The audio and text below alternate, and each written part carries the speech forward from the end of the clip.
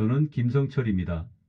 세상 사람들은 저를 그저 낡은 잠바를 입고 얼마 안 되는 연금으로 노후를 심심하게 보내는 평범한 노인으로 알고 있었습니다. 제가 서울의 알짜배기 건물을 여러 채 소유하고 있다는 사실은 저의 두 아들과 며느리들만 아는 비밀이었습니다. 저는 검소하게 사는 것이 몸에 배었습니다. 아내를 일찍 떠나보내고 저는 오로지 두 아들의 뒷바라지에만 매달렸습니다. 아들들은 번듯하게 결혼해 저에게 예쁜 손주들까지 안겨주었지만 그들은 저의 재산에만 관심이 있을 뿐이었습니다. 아버지, 이제 칠순이신데 저희가 뭘 해드릴 수 있을까 고민했어요. 저희가 다 같이 동남아 여행을 준비했습니다. 큰아들 내외와 작은아들 내외가 함께 찾아와 환하게 웃으며 말했습니다. 저는 평생 해외여행 한 번 가본 적이 없었습니다. 하지만 자식들이 저를 위해 준비했다니 마음이 따뜻해졌습니다. 그래, 고맙다. 너희들 마음이 고맙구나. 저는 아들들에게 여행 경비에 쓰라며 꽤 큰 돈을 건네주었습니다.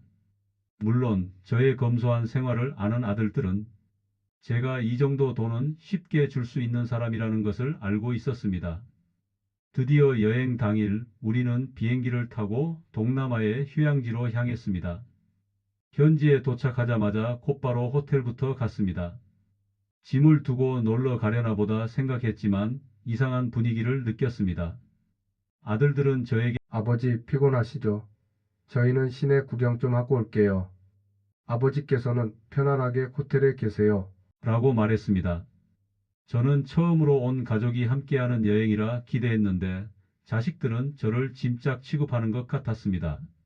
하지만 처음 멀리 떠나온 길이 피곤했기에 알았다며 그냥 호텔 방에서 컵라면 하나를 먹었습니다. 텔레비전 채널을 돌리고 창밖을 바라보았습니다. 방은 호화로웠지만 제 마음은 한없이 쓸쓸했습니다. 저녁 식사 시간이 되어서야 아들들이 돌아왔습니다.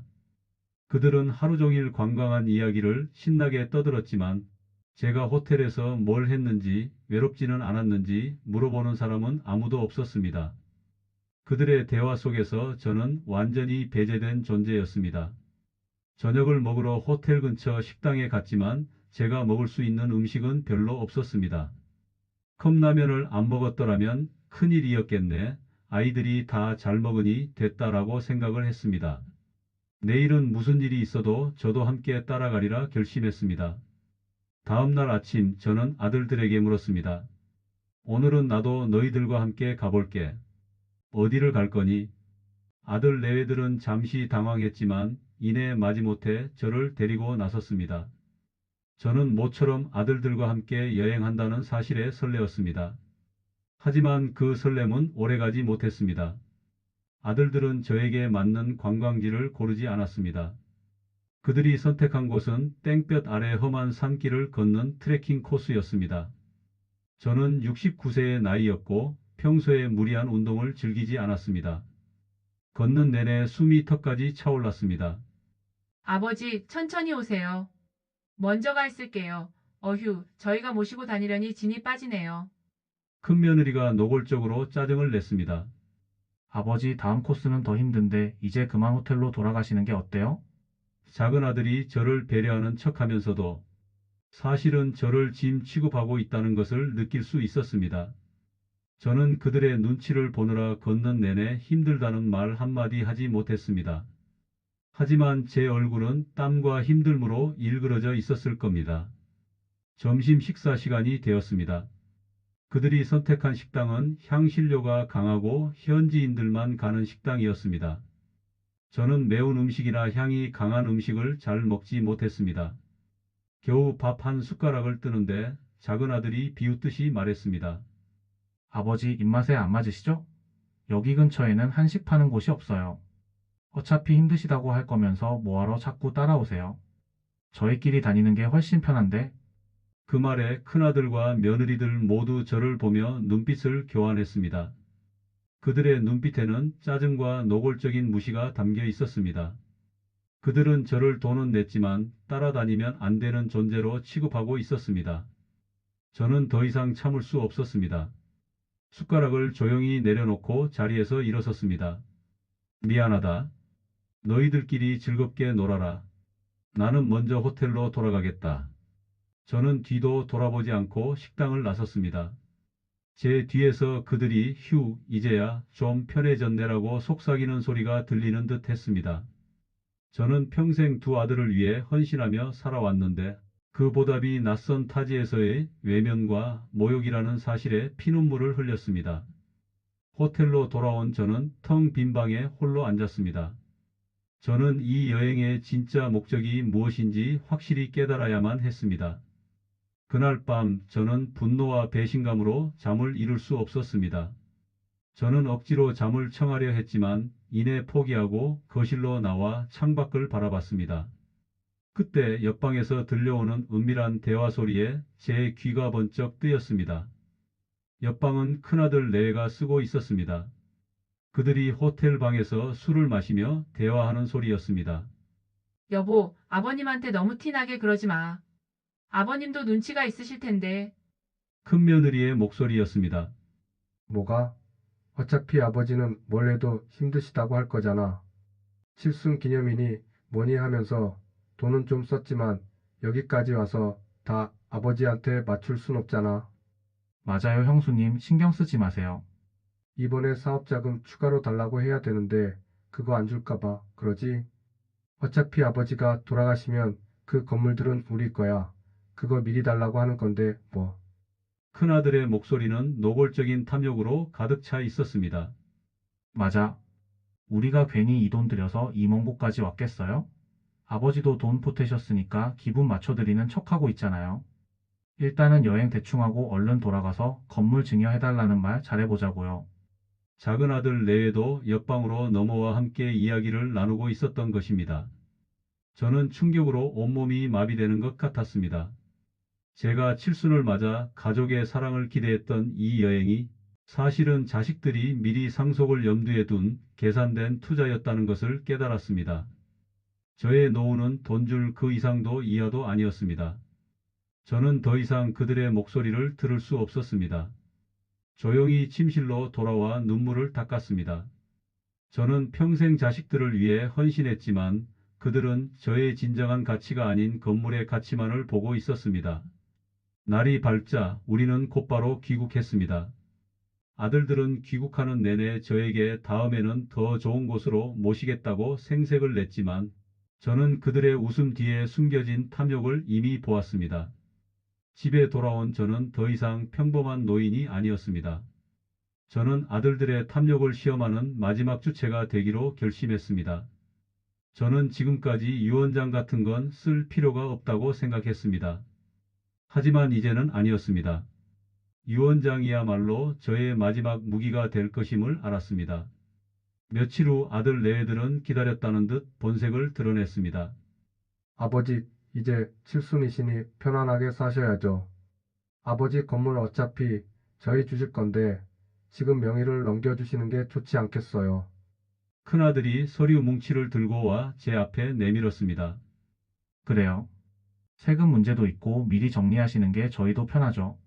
작은 아들이 노골적으로 상속을 요구했습니다. 저는 묵묵히 그들이 내민 서류를 들여다봤습니다. 그들의 태도는 이미 제가 모든 재산을 물려줄 것이라는 확신에 차 있었습니다. 너희들이 나를 위해 여행까지 준비했는데 아버지가 너희들에게 아무것도 안 해줄 것 같으냐. 제가 그렇게 말하자 아들 네들은 환하게 웃으며 서로 눈빛을 교환했습니다. 그들은 제가 이미 넘어왔다고 생각했을 것입니다. 역시 저희 아버지시죠. 저희가 아버지를 얼마나 위하는데요. 저는 그들의 위선적인 태도를 보며 속으로 냉소를 지었습니다. 하지만 저는 그들의 기대와 달리 그들이 내민 서류에는 서명하지 않았습니다. 일단 오늘은 중요한 약속이 있으니 이만 돌아가거라.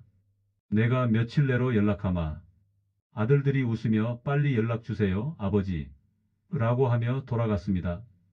그날 오후 저는 낡은 잠바 대신 가장 깨끗한 양복을 꺼내 입었습니다. 그리고 오랫동안 잊고 지냈던 로펌 명함을 찾아들었습니다.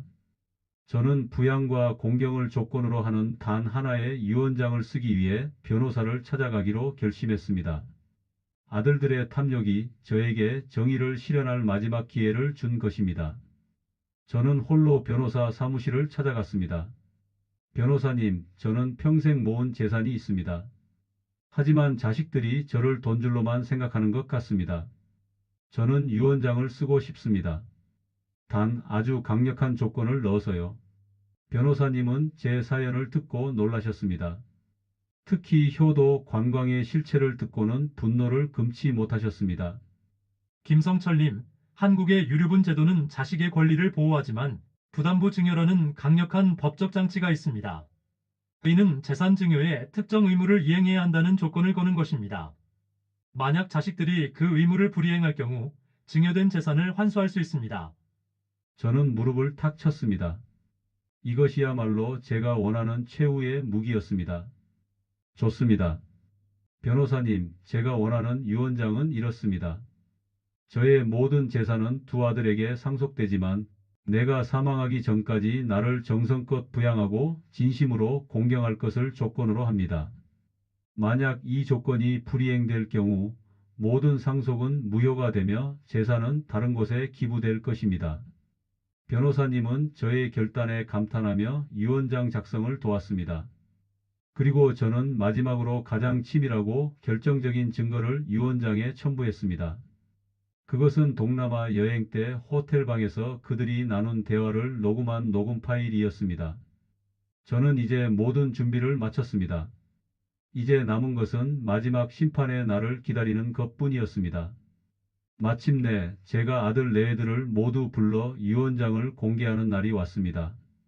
아들들은 잔뜩 기대에 찬 얼굴로 변호사 사무실에 모였습니다.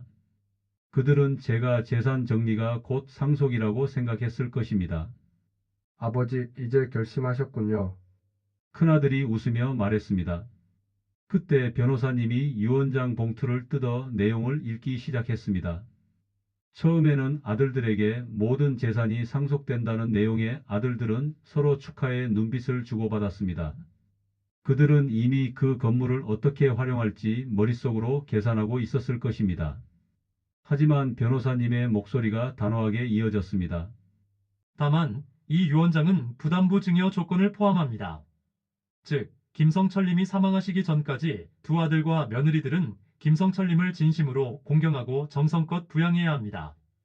이 조건이 불이행될 경우 모든 상속은 무효가 되며 재산은 김성철님이 지정한 노인복지재단에 기부됩니다. 아들들의 얼굴은 일순간 굳어졌습니다. 그들은 부양 의무라는 단어에 당황한 기색이 역력했습니다. 변호사님, 무슨 소리예요? 부양은 당연히 저희가 합니다. 이 유언장이 효력이 있다는 말씀이세요? 큰아들이 초조하게 물었습니다. 네, 법적으로 완벽합니다. 그리고 김성철님께서는 이 조건 불이행의 증거로 결정적인 자료를 유언장에 첨부하셨습니다. 변호사님은 준비된 녹음 파일을 틀었습니다.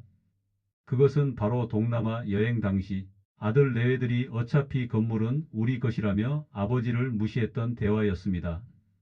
그들의 탐욕과 무례함이 고스란히 법적 증거로 남겨진 것입니다. 여러분들이 김성철님을 공경의 대상이 아닌 단순한 재산의 출처로 대했다는 명백한 증거입니다. 따라서 유언장의 조건이 불이행되었음을 확인하며 이 유언장에 따른 모든 상속은 즉시 무효가 됩니다. 아들 내외들은 충격에 휩싸여 할 말을 잃었습니다. 그들이 평생 바라왔던 건물과 재산은 한순간에 영원으로 돌아갔습니다. 그들이 아버지에게 썼던 여행 경비가 사실은 탐욕을 입증하는 마지막 시험 비용이 되어버린 것입니다. 저는 묵묵히 그들을 바라봤습니다. 그들의 눈에는 후회가 아닌 모든 것을 잃었다는 분노만이 가득했습니다. 모든 재산이 무효화되었다는 충격적인 통보에 아들 내외들은 변호사 사무실을 뒤엎을 듯 소란을 피웠습니다. 아버지, 이게 도대체 무슨 말이에요? 아버지, 말씀 좀 해보세요. 당신, 아버지한테 얼마 받고 이러는 거야? 큰아들은 변호사에게도 큰 소리를 치며 화를 냈습니다. 저는 단호하게 말했습니다. 그만해라. 너희들의 진심은 동남아에서 이미 확인했다. 너희들은 돈 때문에 나를 찾았지 아버지 때문에 찾은 것이 아니었다. 너희들의 진심을 확인한 이상 내가 너희에게 재산을 물려줄 순 없다.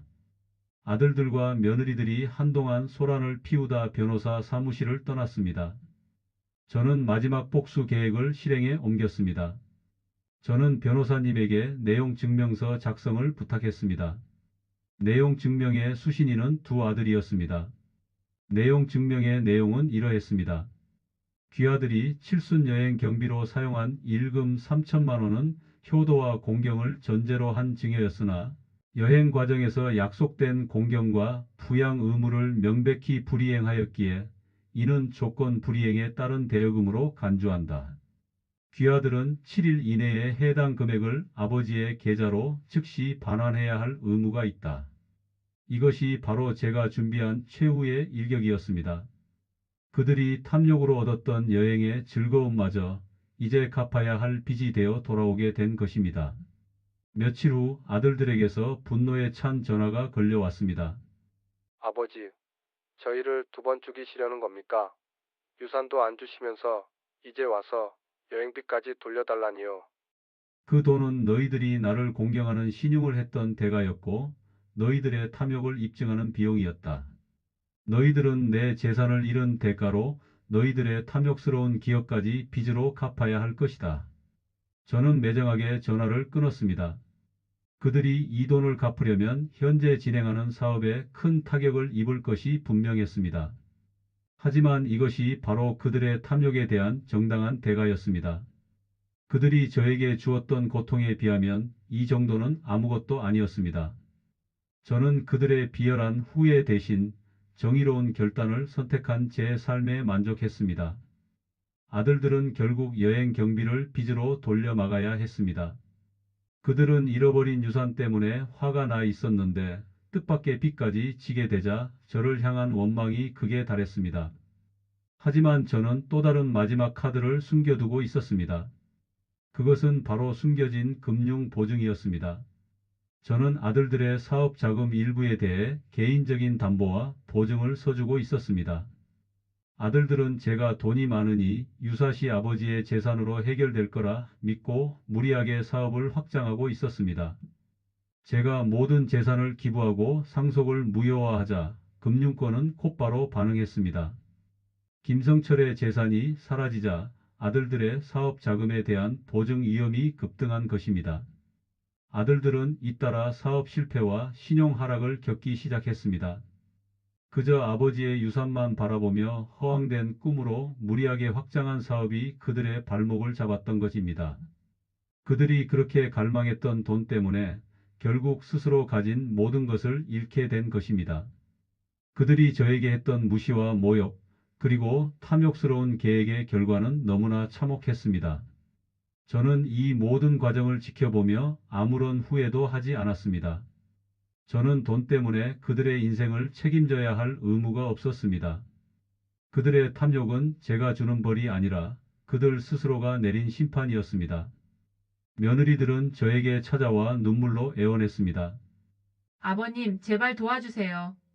저희 손주들 생각해서라도 한 번만 기회를 주세요. 나는 너희들의 아이들 때문에 더 이상 너희들에게 돈을 줄 수 없다. 너희들은 돈의 가치만 가르치려 했지 인생의 가치를 가르치지 않았다. 나는 내 손주들에게 탐욕의 대가가 무엇인지 너희들을 통해 보여줄 것이다. 저는 그들을 단호하게 돌려보냈습니다. 그들의 후회는 이미 늦었습니다.